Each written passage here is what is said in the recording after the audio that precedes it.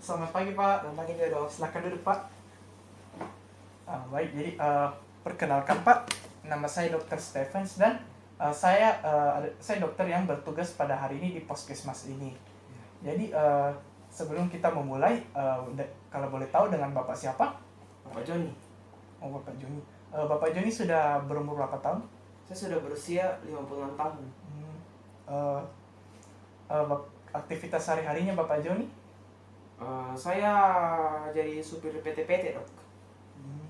Uh, Bapak Joni sudah menikah? Ya sudah. Baik, jadi apakah ada keluhan Bapak Joni yang bisa saya bantu pada pagi hari ini? Ya, jadi tadi subuh itu pas setelah sholat subuh dok, tiba-tiba itu saya punya dada sakit dok. Oh, setelah sholat subuh di kira-kira 6 jam yang lalu di? Iya, kita menyala. Oh, ini nyeri dadanya Bapak Joni ini bisa tidak ditunjuk secara spesifik di bagian mana? Agak susah sih dok, karena itu sakitnya dok hampir di semua bagian dada kiriku dok. Oh, Sakitnya bagian jadi dada susah kirinya itu. di padi? Iya. Oh, nyeri.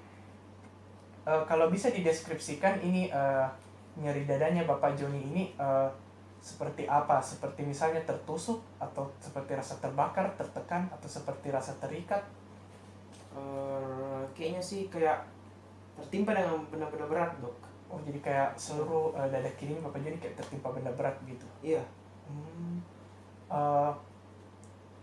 Selanjutnya apakah nyeri dadanya Bapak Joni ini nyerinya sampai terasa menjalar seperti misalnya ke bahu atau ke leher atau sampai ke ulu hatinya Bapak Joni?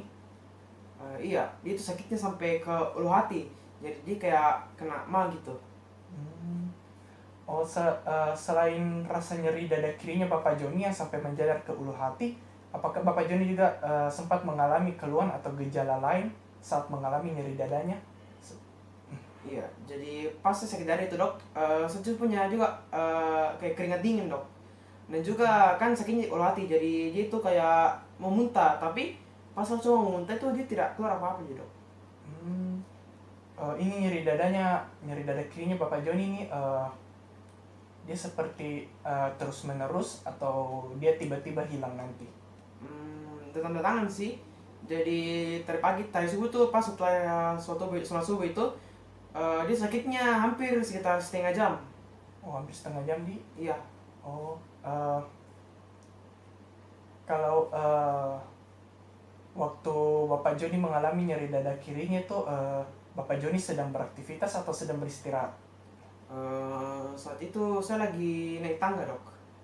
Oh, entah lagi. Ya. Apakah Bapak Joni sebelum datang ke sini sudah mencoba melakukan upaya untuk meringankan gejala tersebut? Jika mungkin datang seperti misalnya minum obat atau mencoba beristirahat sebelumnya? Kalau minum obat sih belum, tapi saya sudah coba istirahat dan juga saya sudah coba minum air hangat karena saya kira ini masuk angin ataupun tapi ternyata itu udah hilang-hilang gitu dok. Kalau selanjutnya saya juga akan menilai skala dari rasa nyeri dadanya Bapak Joni. Jadi dari skala 1 untuk rasa nyeri yang dapat diabaikan sampai 10 rasa nyeri yang tidak tertahankan, kira-kira rasa nyeri dadanya Bapak Joni ini pada skala berapa? Skalanya sekitar mungkin 6 sampai 7. Oh, 6 sampai 7 di. Iya. Baik. Selanjutnya saya juga perlu beberapa informasi. Apakah mungkin Bapak Joni sebelum mengalami nyeri dada kiri seperti yang dirasakan setelah sholat subuh tadi pagi itu, apakah sebelumnya lagi Bapak Joni sempat mengalami riwayat keluhan yang serupa seperti nyeri dada juga tapi misalnya di bagian lain? Belum pernah sih dok. Oh, belum pernah di. Ya. Kalau saya juga perlu tahu informasi mengenai jika mungkin Bapak Joni memiliki riwayat penyakit-penyakit tertentu seperti diabetes atau hipertensi atau obesitas dan ataupun kolesterol. Oh iya, jadi itu tuh saya sempat cek darah dok, dan ternyata itu saya punya darah itu lumayan tinggi. Tekanan darahku. Apakah Bapak Joni diberitahu secara spesifik mengenai tekanan darahnya berapa? Tidak. Selanjutnya saya juga ingin tahu mengenai riwayat dari keluarganya Bapak Joni. Apakah anggota keluarganya Bapak Joni sebelumnya memiliki riwayat seperti keluhan yang Bapak Joni rasakan ini, nyeri dada, ataupun memiliki riwayat penyakit jantung? Iya dok, jadi dulu tuh saya punya bapak itu waktu umur 45 tahun tuh meninggal tuh gara-gara kena jantung. Oh, Serangan bapaknya di. Iya. Uh, Baik, lalu saya juga butuh informasi mengenai kebiasaan sehari-harinya Bapak Joni. Apakah Bapak Joni memiliki kebiasaan-kebiasaan yang beresiko seperti misalnya merokok atau minum-minum? Kalau merokok yang minum saya belum pernah sih dok. Tapi saya juga agak kurang sekali olahraganya dok. Dan juga itu saya makan goreng kayak jalan kota itu hampir tiap hari dok. Oh, Iya. oh baik. Uh, Jadi menurut dokter ini saya kena penyakit apa ini dok? Berdasarkan informasi yang saya terima dari Bapak Joni, saya menduga Bapak Joni ini menderita penyakit jantung koroner. Namun saya belum terlalu bisa yakin dengan dugaan tersebut karena saya harus melakukan pemeriksaan lanjutan terhadap Bapak Joni, tentu saja dengan kesediaan dari Bapak Joni. Jadi apakah Bapak Joni bersedia untuk mengikuti pemeriksaan yang selanjutnya? Iya. Oh baik, jadi Bapak Joni silakan ikut saya. Ya. Berdasarkan hasil anamnesis yang diperoleh dari pasien dengan keluhan utama yaitu nyeri dada, maka dapat saya ajukan beberapa diagnosis banding berdasarkan dari hasil anamnesis tersebut. Beberapa diagnosis banding yang dapat saya ajukan, yang pertama adalah penyakit jantung koroner, mengingat kebiasaan pasien yang kurang berolahraga dan banyak mengonsumsi gorengan, serta dapat dilihat dari keluhan nyeri dada pasien yang dapat menjalar hingga ulu hati. Lalu mengingat juga ada pasien memiliki riwayat hipertensi. Kemudian diagnosis banding yang dapat saya ajukan adalah infark miokard akut.